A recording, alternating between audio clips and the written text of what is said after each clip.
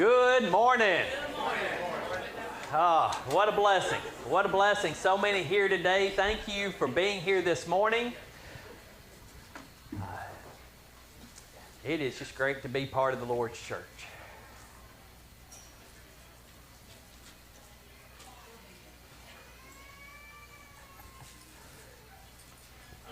No, you're good. You're good. You're good. I was about to call on somebody to pray, but I knew that you were going and she was going and everybody, and that's a blessing. We just want people to be here. So y'all are doing great.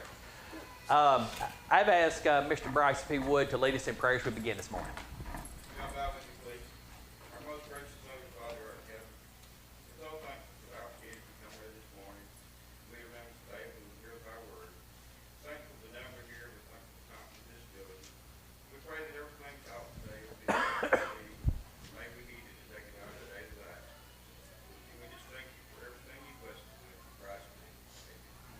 Amen. We're continuing our study of 2 Timothy. We're in chapter 4. We finished up beginning to talk about verse 7. It says, I have fought the good fight. I have finished the race. I have kept the faith. So how did Paul fight the good fight?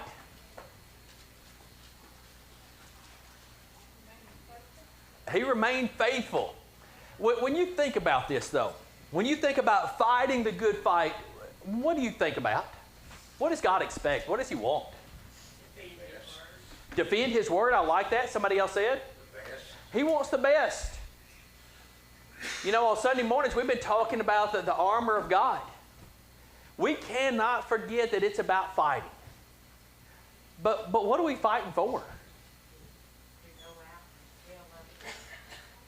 To live a life on purpose for God.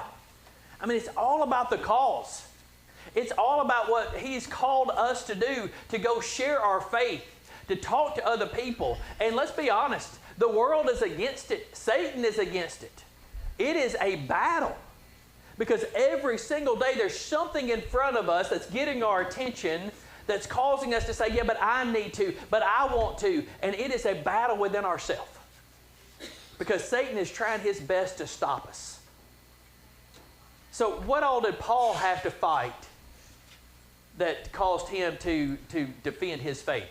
What all did he face? Persecution.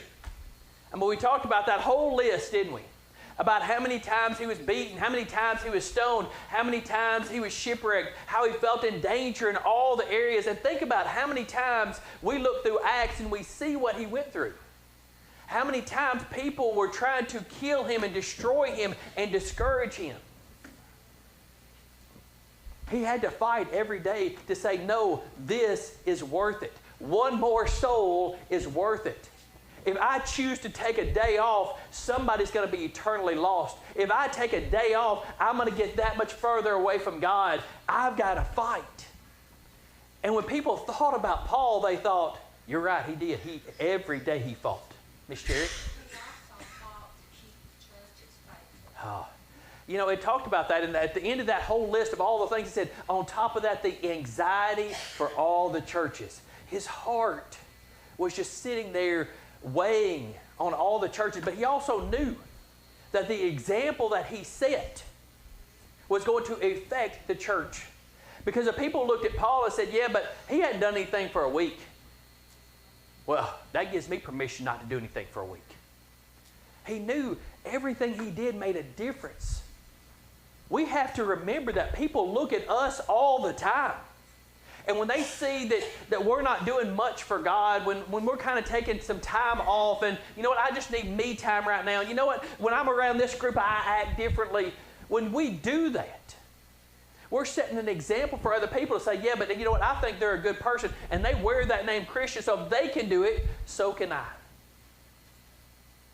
Every day's a fight, and we've got to prepare for it. Yes, sir. I think we ought to be careful about judging other Christians, because you never know.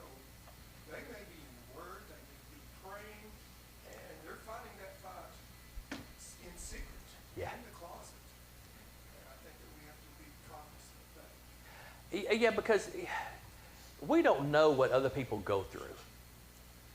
And I need for us to recognize that. Because sometimes we look at people and think, Yeah, but why don't they visit as much? Why don't they share their faith as much? But we have no idea the internal battle that they have within themselves, the battle that they may have at home with sickness and hardship, the financial struggle